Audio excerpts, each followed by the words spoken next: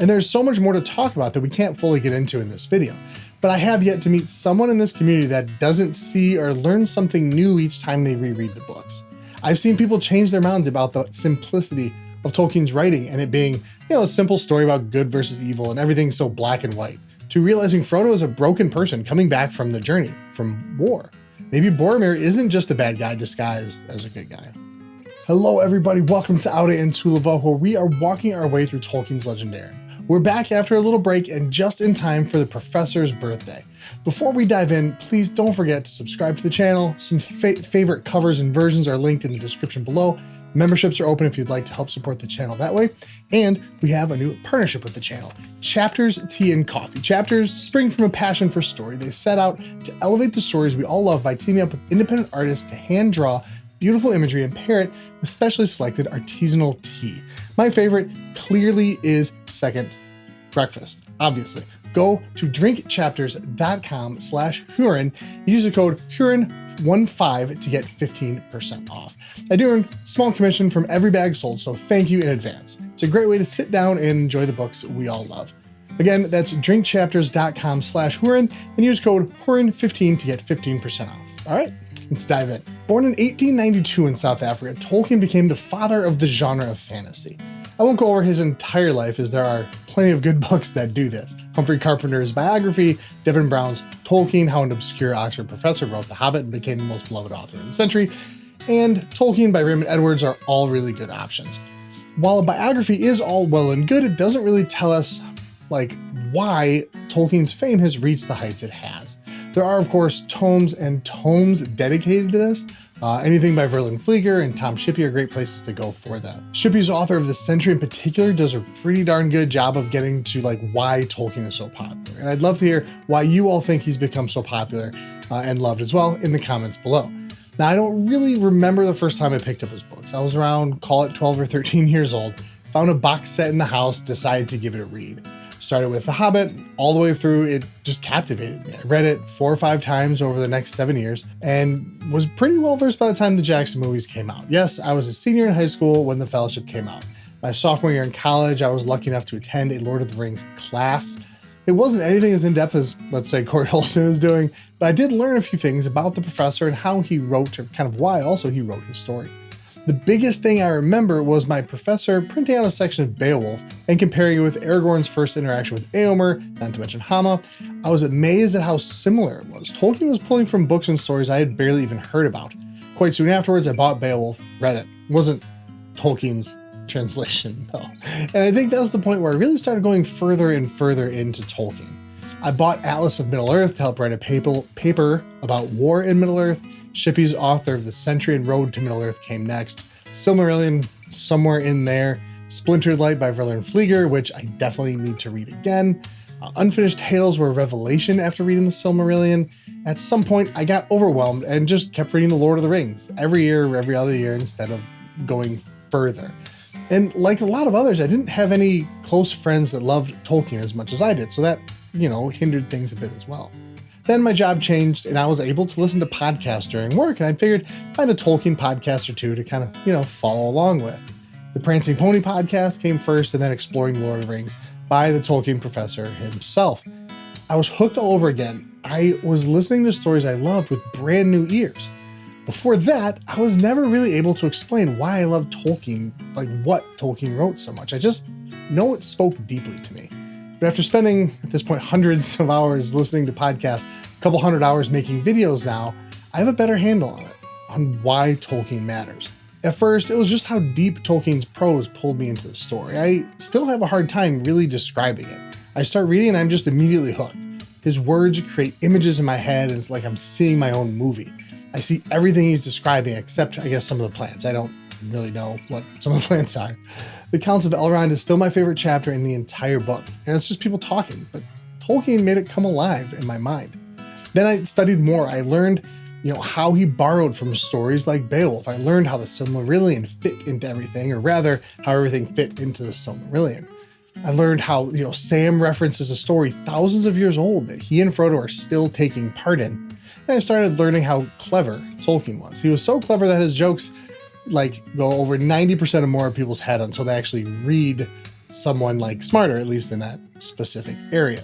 I mean, we all like inside jokes or, making a deep cut reference that makes us feel like, in. I had a license plate made at one point, Olorin. I loved it. It was nerdy, but only those who in the know would truly know how nerdy it was.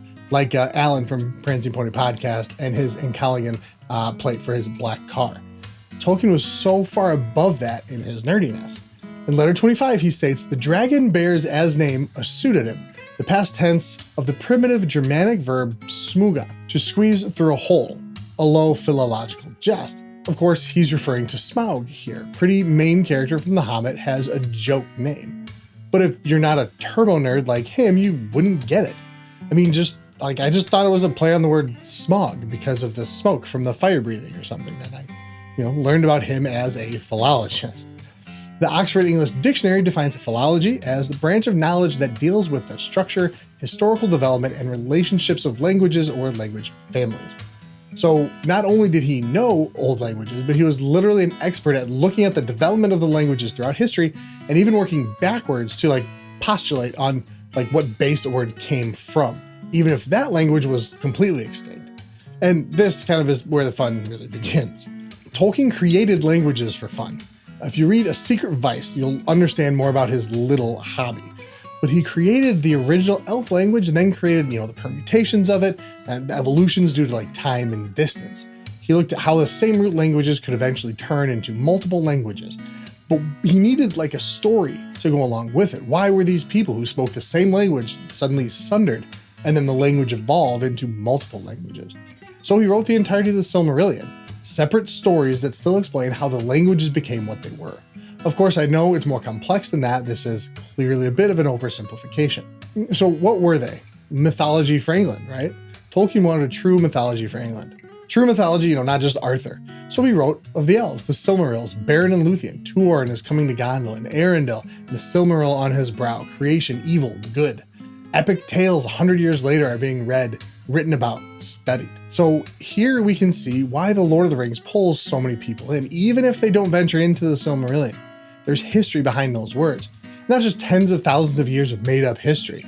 There's actually actual decades of dedication, decades of study. This is his life's work, hiding inside of a story of a few hobbits setting out to escape danger and ending up changing the world.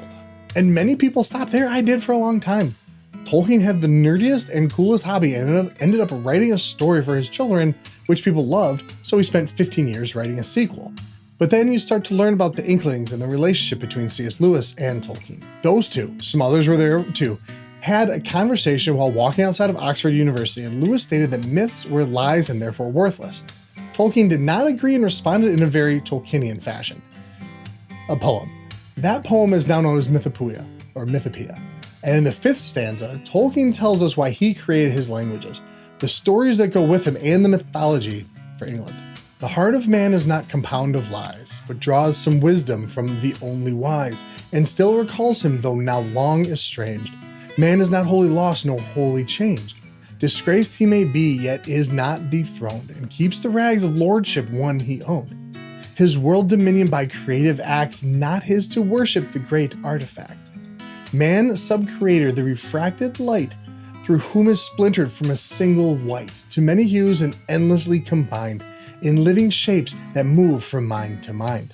Though all the crannies of the world we filled, with elves and goblins though we dared to build, gods and their houses out of dark and light, and sow the seed of dragons, 'twas our right, used or misused, the right has not decayed, we make still by the law in which we're made.